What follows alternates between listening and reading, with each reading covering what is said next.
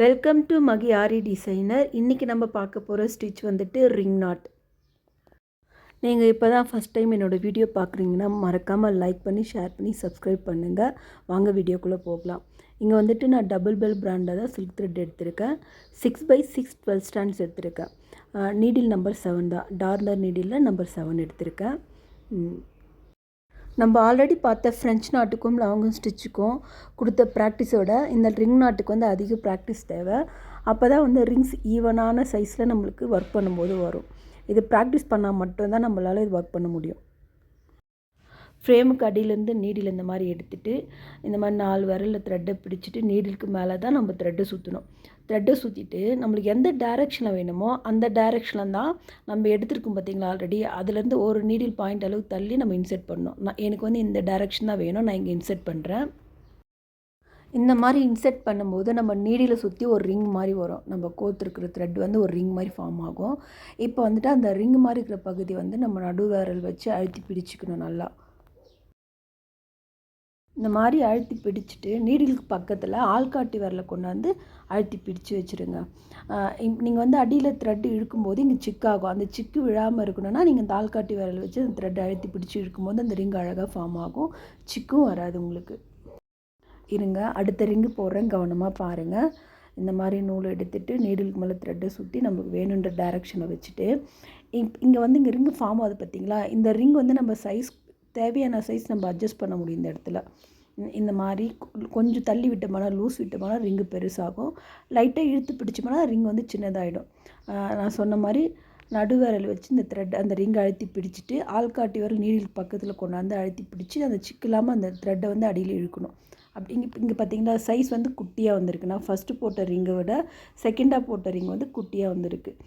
இந்த மாதிரி நம்ம சைஸ் அட்ஜஸ்ட் பண்ணி போட்டுக்கலாம் ரிங்கையும்.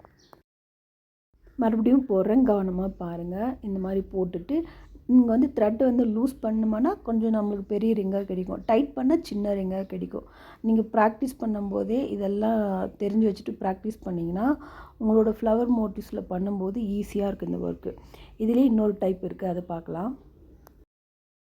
இந்த ரிங் நாட்டில் வந்துட்டு நம்ம நீடிலுக்கு மேலே 2 டைம் த்ரெட்டை சுற்றணும். சேம் அதே தான், எந்த டைரெக்ஷனில் வேணுமோ அந்த டைரெக்ஷனில் நீடில் ஒரு பாயிண்ட் அளவுக்கு வச்சு நீடில் இன்செர்ட் பண்ணிவிட்டு இதில் வந்து நம்ம த்ரெட்டை இழுத்தே பிடிக்க தேவையில்லை. லைட்டாக மட்டும் நம்ம போட்டுக்கிற ஃப்ரேமில் இல்லாமல் த்ரெட்டு மேலே தூக்கி பிடிச்சி இழுத்தாலே ஆட்டோமேட்டிக்காக ரிங் நாட் விழுந்துடும். கவனமாக பாருங்கள், இன்னொரு டைம் போடுறேன்.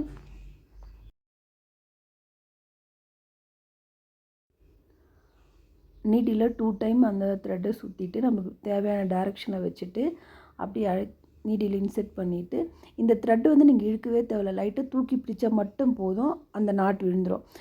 நாட்டு விடுற ஸ்டேஜில் வந்து அந்த ஃபிங்கர் வச்சு லைட்டாக அந்த ரிங்கு கிட்ட புஷ் பண்ணுங்கள். அது வந்து ஷேப் மாறாமல் கிடைக்கும், ஒரே டைரெக்ஷனாக வரும். அதுக்காக இதுலேயே வந்துட்டு நீங்கள் வந்து ப்ளவுஸில் ஒர்க் பண்ணும்போது ஃபஸ்ட்டு த்ரெட் ஒர்க்கு முடிச்சுட்டுங்க. அதுக்கப்புறமா பீடு சீக்வன்ஸ் எதுவாக இருந்தாலும் அதுக்கப்புறம் ஸ்டார்ட் பண்ணுங்கள். நீங்கள் வந்துட்டு பீடு ஒர்க்லாம் முடிச்சுட்டு த்ரெட்டில் ஸ்டார்ட் பண்ணும்போது த்ரெட் வந்து அந்த சீக்வன்ஸில் மாட்டிகிட்டே இருக்கும். ரிங் நாட் வந்து இன்னும் ரொம்ப சின்ன சைஸில் வேணும்னா நீங்கள் வந்துட்டு அந்த த்ரெட்டை லைட்டாக இழுத்து பிடிச்சிட்டு போட்டிங்கனாலே உங்களுக்கு மினிமம் சைஸ் வந்துடும், குட்டி ரிங் நாட் கிடைக்கும். இது வந்துட்டு ஃப்ளவருக்குள்ளே ஃபில் பண்ணும்போது ரொம்ப அழகாக இருக்கும் பார்க்க. இங்கே வந்து நான் ஒரு ரவுண்ட் ஷேப் வரைஞ்சிருக்கேன். உள்ளேயும் ஒரு லைன் இருக்குது பார்த்திங்களா. அங்கேருந்து நீடில் எடுத்துட்டு இப்போ 2வதாக இருக்கிற லைனுக்கு பார்த்த மாதிரி தான் நம்ம ரிங்கை வந்து இன்செர்ட் பண்ணி எடுக்கணும். நீடில் இன்செர்ட் பண்ணிவிட்டு லைட்டாக த்ரெட்டு அப்படியே தூக்கி பிடிச்சிட்டு அப்படியே கொண்டாந்து ரிங் போடணும். வீடியோ வந்து கவனமாக பாருங்கள், பார்த்துட்டு ப்ராக்டிஸ் பண்ணுங்கள். இந்த மாதிரி சின்ன சின்ன மோட்டிவ் ட்ரை பண்ணி பண்ணும்போது உங்களுக்கு ஈஸியாக இருக்குது இந்த ஒர்க்கு. அடுத்தது போடுறேன், கவனமாக பாருங்கள். அந்த ரிங்கு முடியுது பார்த்திங்களா, அதுக்கு பக்கத்துலேயே அடுத்த ரிங்கு ஸ்டார்ட் பண்ணணும். இந்த மாதிரி த்ரெட்டை நல்லா சுற்றிட்டு நம்மளுக்கு தேவையான டைரெக்ஷனில் வச்சுட்டு இந்த மாதிரி லைட்டர் த்ரெட்டை வந்து தூக்கி பிடிச்சா மட்டும் போதும், அந்த ரிங்கு ஆட்டோமேட்டிக்காக நீட்டாக வந்துடும்.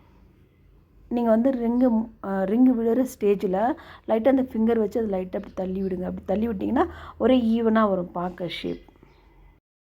நம்ம ஃபஸ்ட்டு பார்த்த ரிங் நாட்டை விட செகண்ட் டைம் போடுற ரிங் நாட் வந்து ஒர்க் பண்ண ரொம்ப ஈஸியாக இருக்கும். அதில் வந்து நம்மளோட ரிங் வந்து சைஸஸ் மாற நிறைய சான்ஸ் இருக்குது. இதில் வந்து அதிகமாக மாறாது, ஒரே ஈவனாக தான் கிடைக்கும்.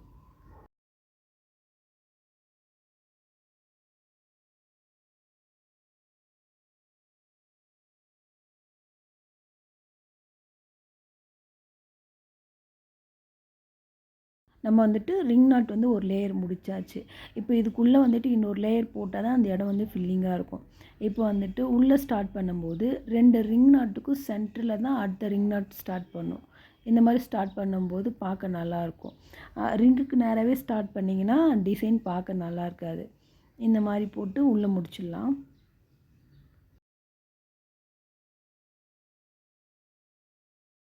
இந்த ரவுண்ட் ஷேப் ஃபுல்லாமே நம்ம ரிங் நாட் போட்டு முடிச்சாச்சு. இப்போ சென்டரில் வந்துட்டு நான் ஒரு பிங்க் கலர் த்ரெட் எடுத்து அதில் குட்டி ரிங் நாட் போடுறேன்.